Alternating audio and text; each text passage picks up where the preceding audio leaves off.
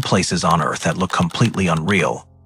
There are places on this planet that do not behave the way the world is supposed to behave. Not ruins, not disasters, not myths passed down through generations of uncertain memory. These are real, documented, physically present locations, places you can find on a map, places that have been photographed and studied and visited by scientists and researchers, and in some cases, ordinary people who simply wandered too close. And yet, something about them resists explanation. Not because science hasn't tried. Science has tried repeatedly. What unsettles those who study these places most deeply is not the absence of data. It is what the data reveals when you finally understand what you are looking at. These are not places that look strange from a distance.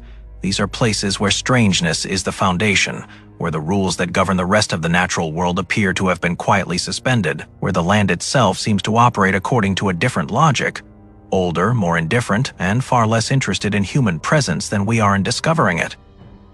What you are about to encounter is a countdown 10 locations. Each one more restricted, more atmospheric, more fundamentally wrong feeling than the last. By the time this reaches its final destination, the question will no longer be why these places exist.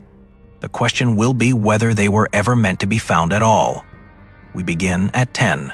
Number 10. Fly Geyser, Nevada. Most people who have heard of Nevada's deserts think of heat, of flat, cracked earth stretching in every direction under a sky that offers no shade and no mercy. They think of a landscape that has been punished into barrenness over millennia. What they do not think of is color. Fly Geyser does not belong to that image. It sits on private land in the Black Rock Desert, a remote wind-scoured expanse in the northwestern corner of Nevada that most people pass through only by accident. The geyser itself is not particularly large. It rises only a few meters from the ground. But what it does to the landscape around it is something that requires a moment to process the first time you see it. The mound is layered in colors that do not exist naturally in desert environments. Deep reds, vivid greens, shades of orange that seem almost luminescent in certain light. Water spills continuously from its vents, cascading down terraced formations that the mineral deposits have built up. Layer by layer, over decades it looks. To most observers, like something that was placed there. Like a remnant of a civilization that had entirely different priorities than our own. But Fly Geyser did not emerge from ancient geological forces working over millions of years. It is, in geological terms, extraordinarily young. It began forming in 1964, the result of a well that was drilled in the wrong location and then abandoned. The superheated water found a path upward through the neglected borehole. The minerals dissolved in that water began to accumulate around the opening. And then, quietly, without anyone noticing for years, something that resembled a natural wonder began to grow in the middle of the desert. The colors that define it are not mineral deposits alone. They are the product of thermophilic algae, organisms that thrive specifically in extreme heat. The algae colonize the flowing water almost immediately. They grow in shades that seem too vivid, too deliberate, for something that was never planned. Here is what is rarely discussed in casual descriptions of this place. Fly Geyser is not finished. It is still growing. The mineral formations that surround it add new layers constantly. The shape it holds today is not the shape it held 5 years ago, and the shape it will hold a decade from now is something no one can predict with any accuracy. A landscape that is actively, visibly evolving, driven by nothing more than a mistake made by a drilling crew more than half a century ago, and still producing results that no one fully anticipated. That is where this countdown begins. With something that should not exist, does exist, and is still becoming. There are 9 places left, each one older, more isolated, and less willing to be understood. Number 9. Waitomo Glowworm Caves, New Zealand. There is a particular kind of darkness that exists underground that has no equivalent above it. Surface darkness, the darkness of a clouded night of a windowless room, still carries within it the memory of light. The mind knows that light exists, that it is temporary, that it will return. The darkness inside the Waitomo cave system in New Zealand's North Island is different. It is absolute. It has no memory of anything. It is the darkness of a space that existed for millions of years before any living thing capable of perceiving darkness ever appeared on Earth. And into that darkness, something small and patient built a trap. The Waitomo glowworms are not worms in any conventional sense. They are the larval form of a fungus gnat species, Arachnocampa luminosa, that exists nowhere else on Earth in quite this form. The larvae construct silken tubes along the ceilings of the caves and hang from them hundreds of sticky bioluminescent threads. The light they produce, a cold blue-green glow, serves a single purpose: to attract the insects that drift through the cave's subterranean air currents and become caught. The ceiling of the main chamber, viewed from the flat-bottom boats that carry visitors through the cave, does not look like a biological mechanism. It looks like a sky. Not a metaphorical sky. Not a ceiling that vaguely resembles one. It looks, with extraordinary precision, like a clear night sky viewed from a location far from any artificial light source. The density of the glow points, their distribution, their variation in intensity. The visual effect is so complete that the mind struggles to categorize it correctly. This is where the atmosphere of Watamo becomes genuinely difficult to explain. It is not merely beautiful. It is disorienting in a way that beauty alone does not produce. Visitors who have spent time in the main chamber describe a sensation of spatial confusion, of being uncertain momentarily whether the water below them reflects the ceiling above them or whether the ceiling somehow reflects something else entirely. The cave system extends much further than the tourist route suggests. The portions open to the public represent a small fraction of the total map network, and the map network itself represents a fraction of what is believed to exist. Surveys of the cave system have periodically revealed new chambers, new passages, and in several documented instances, new populations of glowworms in spaces that had previously been considered too deep, too remote, or too inaccessible to support them. Something is down there that has not yet been fully accounted for: the river that runs through the Waitomo system. The Waitomo River itself disappears underground approximately 3 kilometers from its source and does not reemerge for several kilometers on the other side. What it passes through in the interval, what chambers it moves through, what formations it encounters. These remain questions that complete surveys have not yet resolved. There is something about a river that vanishes into the ground and is trusted simply to reappear somewhere else that captures the essential feeling of this place. The world underground does not announce itself. It does not explain where it goes.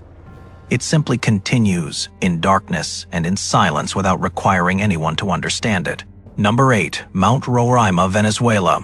The Tepuas of South America are not mountains in the way that most mountains are understood. They are not the product of tectonic uplift, of plates colliding and forcing rock skyward over millions of years. They are the remnants of something much older. A plateau that once covered an enormous portion of the continent and has since been worn away, leaving isolated flat-top mesas rising from the surrounding jungle-like pieces of a former world that refused to disappear. Mount Roraima is the most visited and most studied of these formations. It is also, by nearly any measure, the most strange.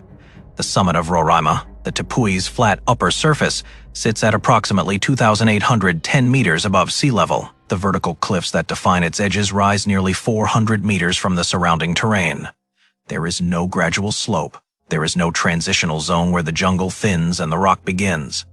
The mountain simply ends at its edges, and then, from those edges, it drops away completely. The summit itself exists in near-permanent cloud cover. Not the passing clouds of lower elevations that drift through and dissipate, a fixed resident cloud layer that clings to the Tepui's upper surface for the majority of every year. Rain falls on the summit regularly, heavily, and with little seasonal variation. The result is a landscape that has been shaped by rainfall rather than by heat or drought. The sandstone of the summit has been worn into formations that have no equivalent elsewhere. Labyrinths of rock that wind through mist and standing water, black crystals of quartz that emerge from the ground in clusters, pools of water that have no visible outlet and no visible source. And then there are the species, because of its isolation, the vertical cliffs that prevent most forms of migration to and from the summit. Roraima has evolved an ecosystem that is almost entirely its own. Approximately 1/3 of the plant species found on the summit exist nowhere else on Earth. The insectivorous plants that grow in the summit is nutrient. Poor soils have developed mechanisms for capturing and processing prey that differ from those of their lowland relatives. The frogs that inhabit the summit as water-filled rock pools are found nowhere else in the world. Roraima is not an isolated mountain that happens to have unusual life on it.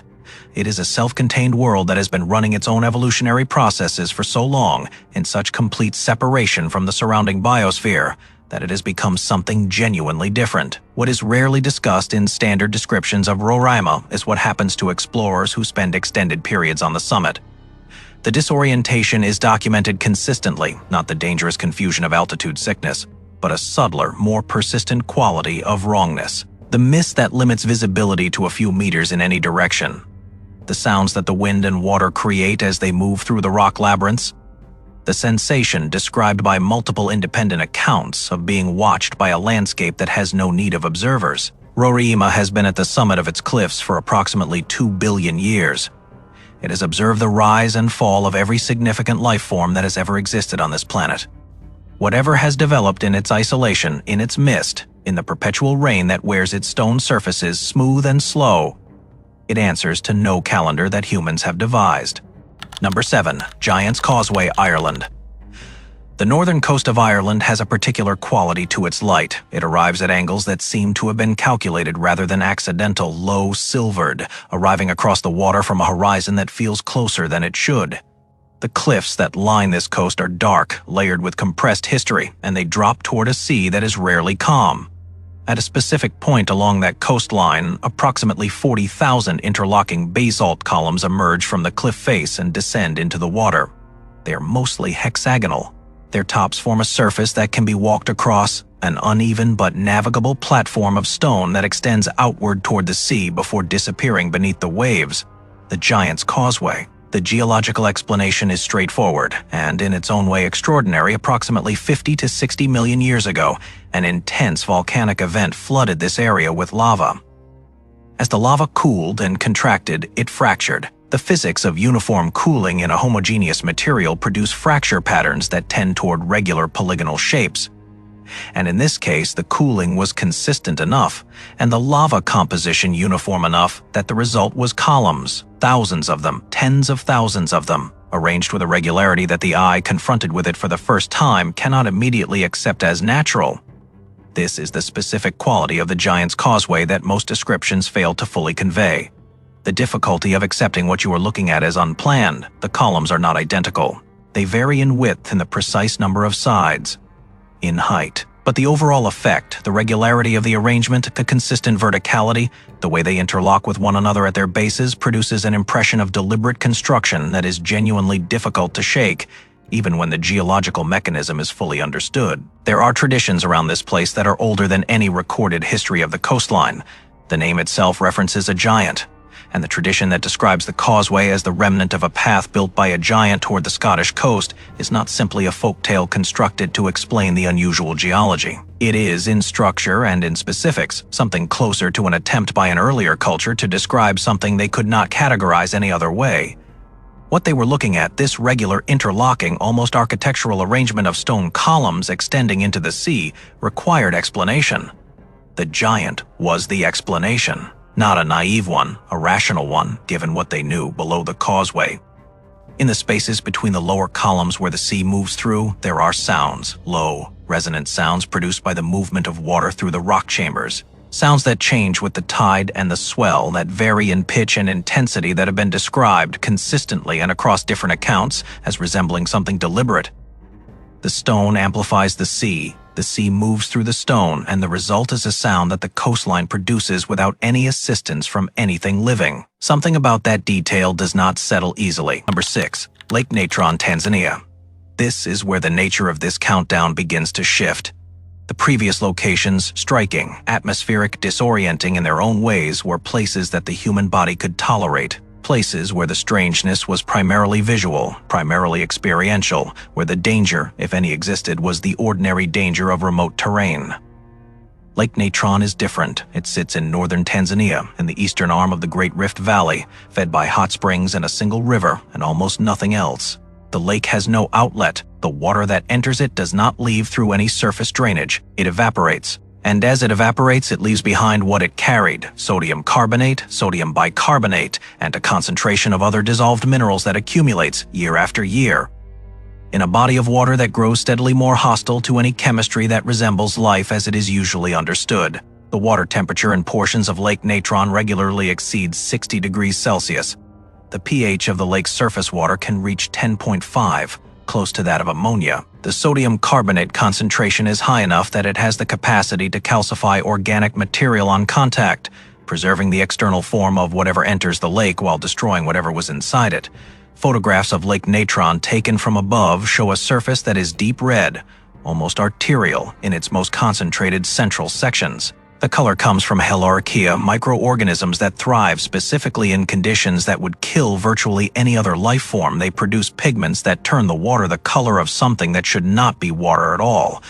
And yet, lesser flamingos breed at Lake Natron, not just occasionally, almost exclusively. Approximately 75% of the world's lesser flamingo population depends on this lake, this chemically hostile, superheated, calcifying body of water for reproduction. They nest on the lake's exposed mudflats, in conditions that no predator will approach, protected by the very toxicity that makes the lake so difficult to categorize.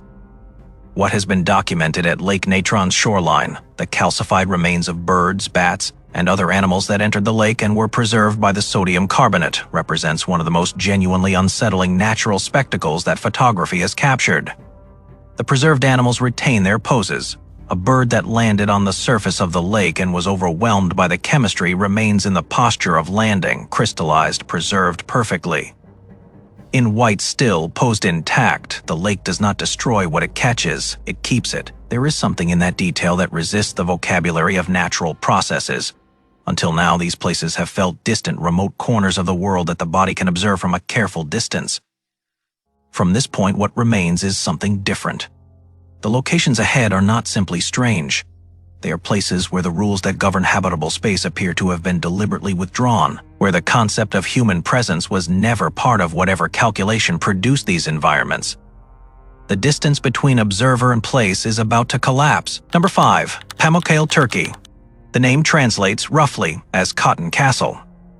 It is a translation that manages to be simultaneously accurate and completely inadequate. Pamukkale is a series of terraced pools that cascade down a hillside in southwestern Turkey.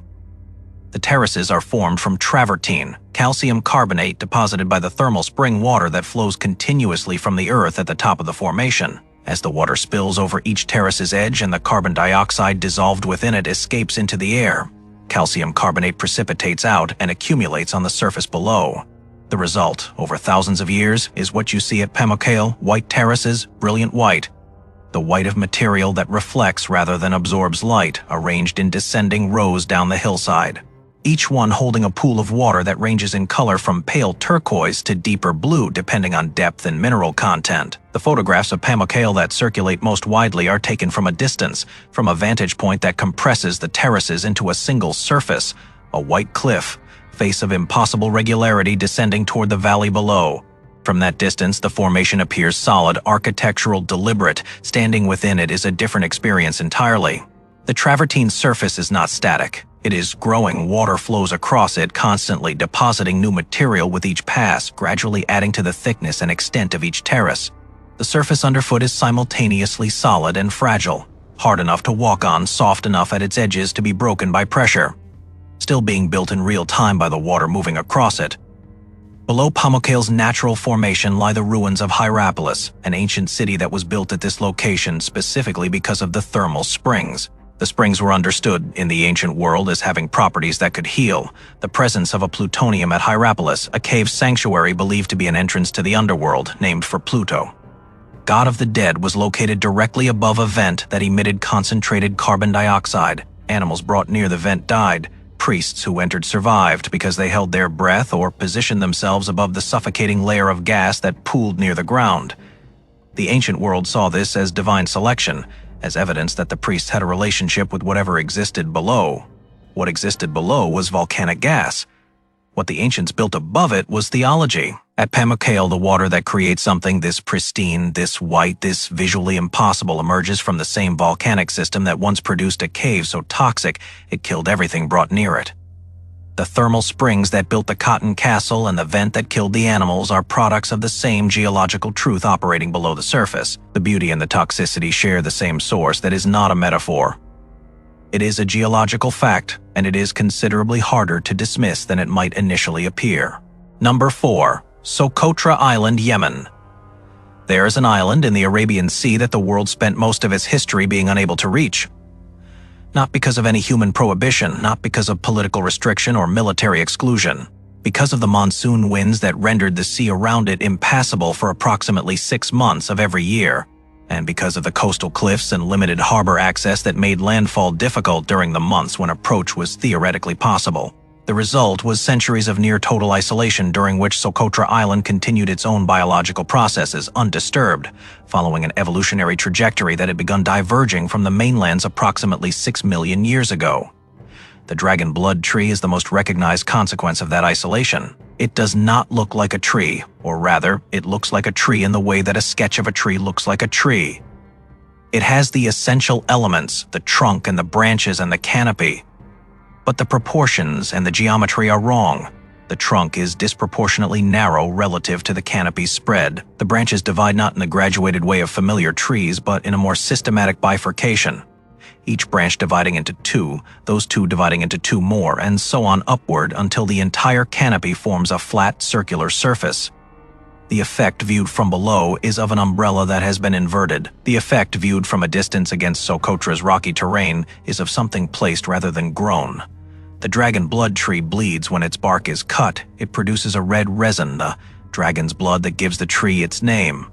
That has been used medicinally, ceremonially, and as a dye across multiple cultures for recorded centuries. The resin is pharmacologically active. It contains compounds that have documented wound, healing, and antibacterial properties. The tree that looks like it was designed by something other than evolution produces a substance that demonstrably works.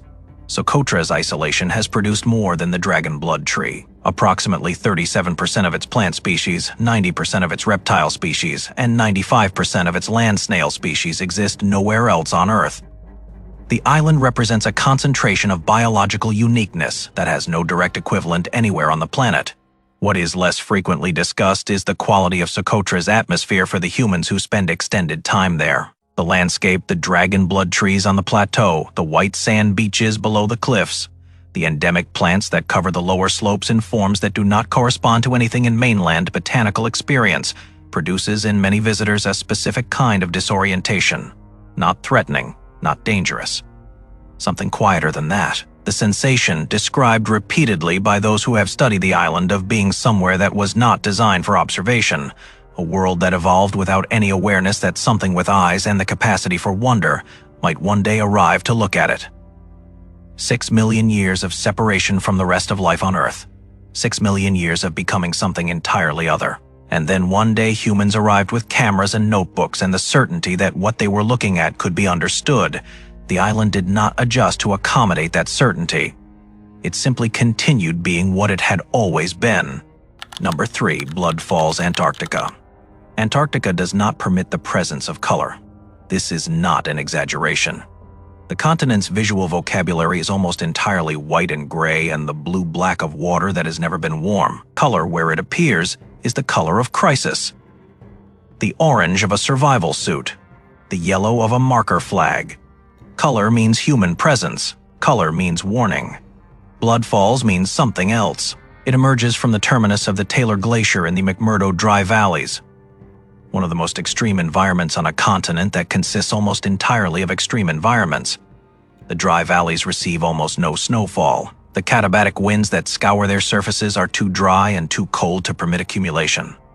The valleys are, in effect, the closest thing to a Martian surface that exists on this planet, a fact that has not been lost on researchers who study both locations. From the face of the Taylor Glacier, a flow of water emerges and descends across the ice toward Lake Bonny below.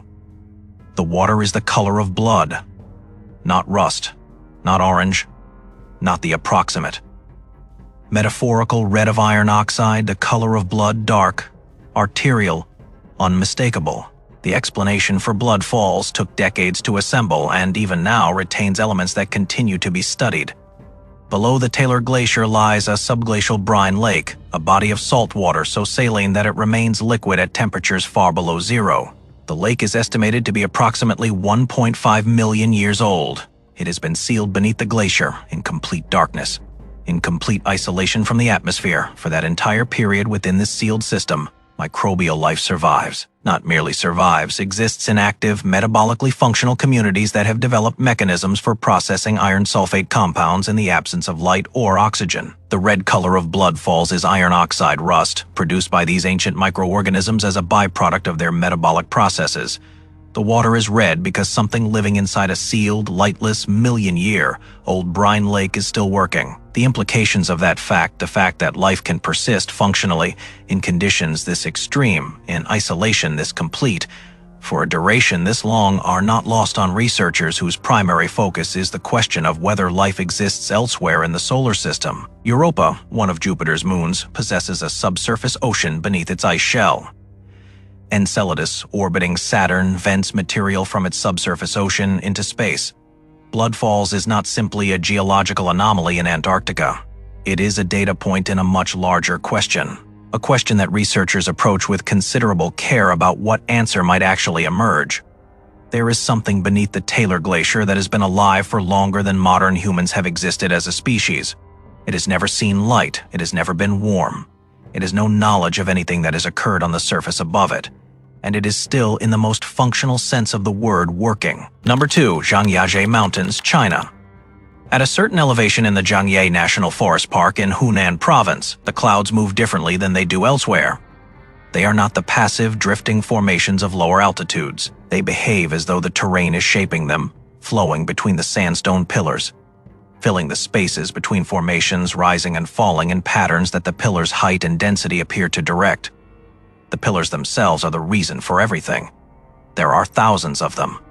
The largest rise more than 300 meters from the forest floor below. They are narrow disproportionately, improbably narrow for their height, with bases that taper toward the ground and upper surfaces that support entire ecosystems of trees, shrubs, grasses, and the animals that live among them. They are forested at their tops. They are sheer, near vertical stone at their sides. They exist in concentrations dense enough that the space between them functions as a different kind of terrain entirely, shadowed, contained, navigable only by paths that wind through rather than over. The geological history of Zhangjiajie is one of selective removal. The sandstone plateau that once covered this region was gradually eroded by water, by the freeze-thaw cycles of seasonal temperature variation, by the chemical weathering that decades of rainfall produce in certain mineral compositions. What eroded disappeared. What was harder, denser, more resistant remained. What remained are the pillars. They are what the plateau could not lose. The most resistant cores of a formation that the world spent 300 million years dismantling. They stand now not because anything built them, but because everything that surrounded them was taken away. If you stand at the base of one of the larger pillars and look upward, the perspective produces a specific visual effect. The pillar appears to lean. The tapering of the base combined with the height of the formation and the narrowing of the visible sky between the surrounding pillars creates an impression of instability that the geology does not support. These formations are not leaning. They have stood at their current angles for longer than any human civilization has existed. But the eye tells a different story. And in Zhangjiajie, the eye is often a less reliable instrument than it might be in terrain that behaves more conventionally. What is less commonly known about Zhangjiajie is the extent of the cave systems beneath the pillar formations. The same water that eroded the surface also worked underground, carving passages and chambers through the limestone that underlies the sandstone above. Some of these cave systems are extensive. Some connect to the surface through entrances at the bases of the pillars. Some have not been fully mapped. The world above Zhangjiajie, the visible world of the pillars and the clouds and the forested summits, is only part of what exists here. Below it, something equally complex and considerably less explored continues to extend through the rock. What has been discovered in the underground passages of Zhangjiajie includes formations that are found nowhere else in the documented cave systems of the region. Mineral deposits that suggest hydrological histories inconsistent with what the surface geology would predict. Chambers that exist at depths and in orientations that current models of the region's erosion history do not fully account for. The surface is dramatic. The surface is visible. The surface is what photographs capture and what visitors come to see. The surface in Zhangjiajie is not the whole of what is there. Number 1. Salar de Uyuni, Bolivia. This is where the countdown ends. There is a quality to the Salar de Uyuni that does not diminish with familiarity and does not fully submit to explanation. It has been studied, photographed, mapped with satellite precision, and visited by enough people over enough decades that its properties are documented to a high degree of accuracy. None of that documentation resolves what it feels like to stand within it. The Salar is the world's largest salt flat, approximately 10,582 square kilometers of compressed salt crust sitting at an elevation of 3,656 meters in the Bolivian Altiplano. It is flat to a degree that instruments must be used to confirm it, because the human eye scanning the horizon in any direction cannot detect the curvature that should exist at this scale. It appears visually to extend infinitely, not in the way that large flat landscapes suggest infinity, in the way that a mathematical concept suggests infinity. Without interruption, without variation, without the visual evidence of an end. In the dry season, the salt surface is white and cracked, divided by a polygonal network of salt ridges that the expansion and contraction of the crust produces over time. Hexagons and irregular polygons stretching in every direction, similar in structure to the basalt columns of the Giant's Causeway and the fracture patterns of dried mud and the geometry of certain crystalline formations and the internal structure of certain biological cells. Nature returns to certain shapes. This is one of them, in the wet season. And this is the quality of the salar that most deeply resists reduction. A thin layer of water covers the salt surface, sometimes millimeters deep, sometimes a centimeter or two, rarely more. But this thin layer, sitting above the perfectly flat surface of the salt, produces an effect that the mind is not equipped to process correctly. It becomes a mirror. Not a mirror in the loose sense, a mirror in the precise optical sense, a surface with near-perfect reflectivity, uninterrupted across 10,000 square kilometers. The sky above the salar in the wet season is reflected with a fidelity that eliminates the visual boundary between the surface and the atmosphere. There is no horizon. There is no point at which sky ends and ground begins. There is only the sky above and below, and the individual standing within it. If you were to stand in the center of the Salar de Uyuni during the wet season, this is the reality of what you would experience. Every direction would be sky. The ground beneath your feet would be cloud and blue and the movement of weather. You would exist, physically, in the middle of a sky that had no bottom. This is not a visual trick.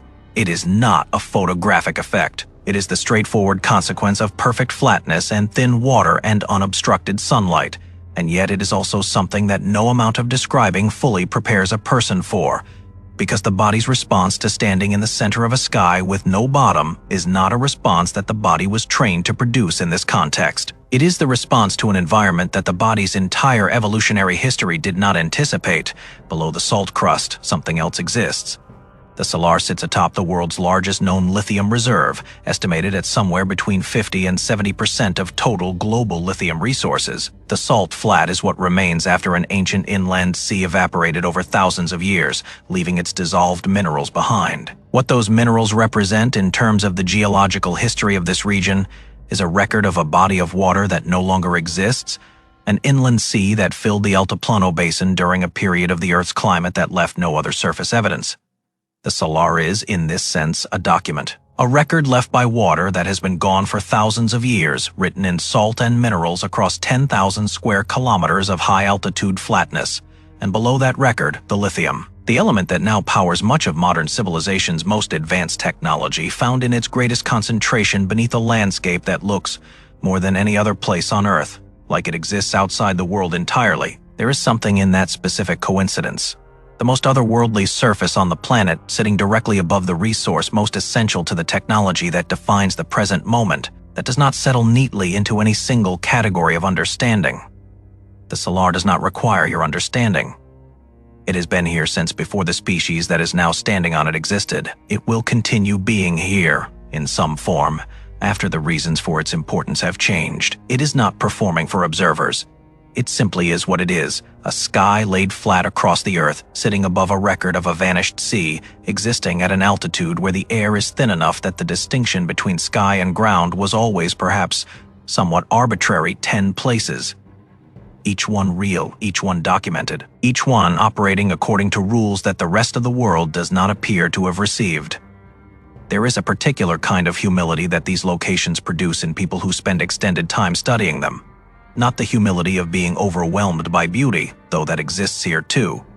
A different kind, the humility of encountering something that preceded you by an immeasurable duration, that will continue after you by an equally immeasurable duration, and that has not, in any of its documented history, shown any interest in being understood.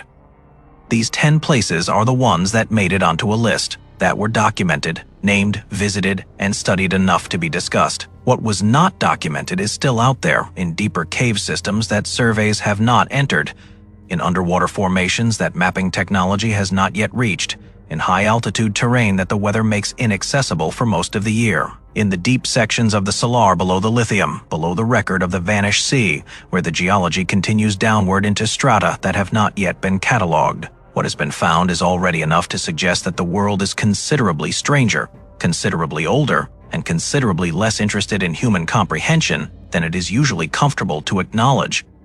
What remains unfound may confirm that impression more completely. This was one layer of what the world keeps hidden. There are others. If you have reached this point in the journey, you already understand that what Tank's mystery uncovers does not stop here. What lies in the next layer of hidden places, the ones that do not appear on lists, that do not appear on maps, that have not yet been given names, that is where the next documentation begins. Subscribe, not for the video. Subscribe for the access. What comes next will not be lighter than this. It will be considerably darker.